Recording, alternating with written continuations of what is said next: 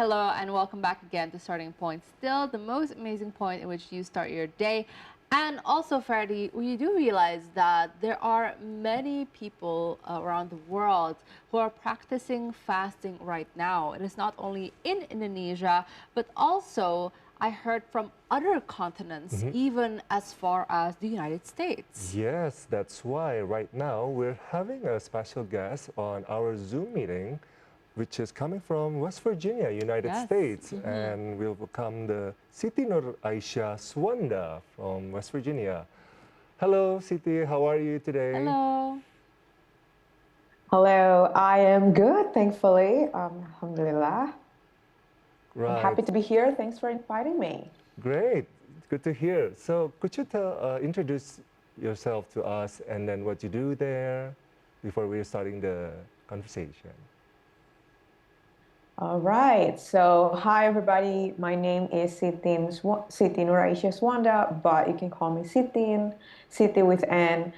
I am currently a marketing PhD student right here at West Virginia University. So, currently, this is my third year right here in the US, and that also means that this is my third Ramadan in the US. And because this is my third year, I already finished all my coursework, and I'm now what I'm doing is mostly my dissertations, research. However, because I'm also a graduate assistant, I also teach right here as a professor. So I teach two classes this semester, and yeah, to my American students. And I just love teaching. I love what I do so far. So yeah, that's a little bit introduction about me, I guess. Well, congratulations on your dissertation. That must have been an amazing achievement to already have reached this point, especially in your studies. And as you've said, you've been here for 3 years in the US, so you must have known some of the customs and festivities that happen every year. What makes it special in your experience of Ramadan in the United States and Virginia? Okay, so what makes it special, I believe, it is the sense of camaraderie of the community, because right here in Morgantown, I mean, Muslims obviously are minority right here. However, we do have a quite strong community right here, and so I'm just happy that so on daily basis we have iftar at the masjid at the mosque, and so right here we also have like some Indonesian friends who turn to be family right now, and so I'm just really glad. You know what? Actually, last weekend, us the Indonesians right here in the city, we sponsor iftar at the masjid, and so we provide them with Indonesian foods. We cook them Indonesian foods for iftar, and they loved it. They super love Indonesian foods. They were all like, you know what? Thank you so much for your foods. Indonesian foods are the best. We loved it. That's what they say. And just, oh, thank you guys. That warmed my heart. Yeah, that's about it. And also speaking about the local communities over there, do you guys having like a difficulties of adapting with the sahur and the iftar traditional values over there? Because we know it's the land of the Americans. Honestly, though, I believe some people might have difficulties. However, for me, I live in Morgantown. That is a small college town right here in West Virginia, in America. So what happens in living in a college town is that the town itself is very diverse in the sense that there are many international students here. As a matter of fact, about 80% of the people who live right here in this town, they are students. So that goes without saying that life here is very diverse. People are very understanding instead of just like being so stigmatizing and so mean. No, actually, people here are very, very nice. And frankly, surprisingly and thankfully, I think so far I haven't found difficulties. It just depends on like how you make friends and how you find your support system that actually supports you. Once you do find that, it's just, it's just fine. And I really quite enjoy living here. Oh, and we really do feel your excitement, especially during this time. It must be really great solidarity, not only with the fellow Muslims there, but also appreciation of the diversity coming from the non-Muslims living in Morgantown. Can you tell us what is the normal fasting times there, especially for sahur to iftar when you break the fast? Okay, so interestingly, today, I mean, this time, it is the end of winter, and we're Mm-hmm. almost in the spring, the beginning of spring. So the fasting duration is actually the same and similar with that of Indonesia. It's about 13 hours and like 20 minutes ish. So, duration time, it's not that different from Indonesia. And talking about solidarity, I love my friends right here. They're very supporting of me. As a matter of fact, I think it's about last week. So the Muslim student associations in my university, they held this event called Fastathon. So in that event, we invite the non-Muslim community in our town, in our city, to actually join fasting with us, and then we have like iftar together, and actually like all of my cohort buddies, all of the PhD students in marketing in West Virginia University, they came with me to the event, and I'm just like so glad because they were so supportive. I'm so touched by it. Right. And also about the local customs, do you have a incorporation about the local customs in your practices for the iftar and preparing all the foods over there? Okay, so I think again, because my city is a college town, it is very diverse. It is also a melting pot. So you know what? On daily basis, we have iftar at the masjid. So Mm-hmm. on each day, we have different sponsor that gives out the food. So, for example, every time I go to the masjid, it's always different types of foods. Like today, I could go to the masjid and I would have Pakistani iftar, and then the day after, tomorrow, I am my Bangladeshi friends from Bangladeshi student associations. They would sponsor the iftar, and then I would have Bangladeshi foods. And then the day after, it's like Syrian foods. So it's just very, very diverse right here. Yeah.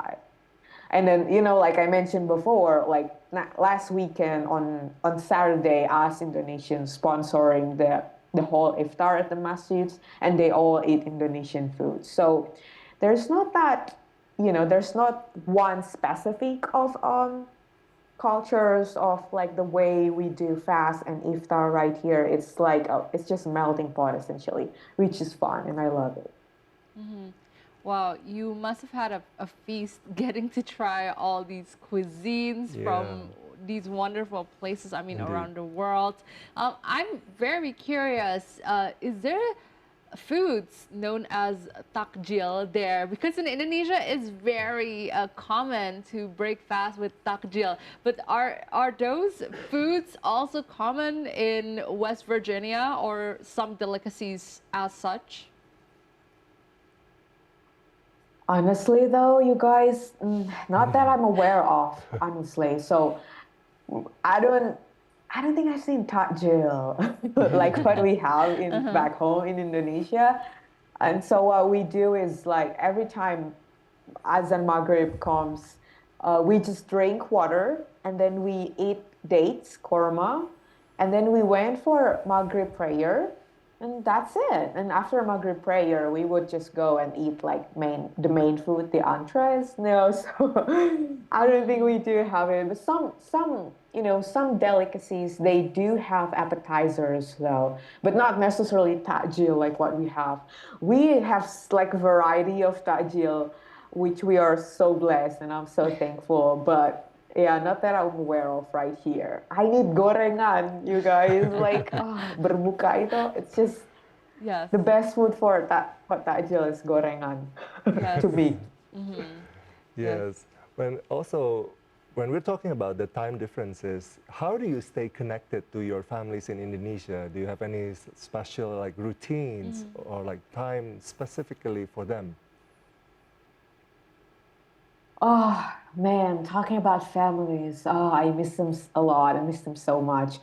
And I think in terms of routines, we don't necessarily have routines. We do though video call like once a week, which I think we need to do that more often.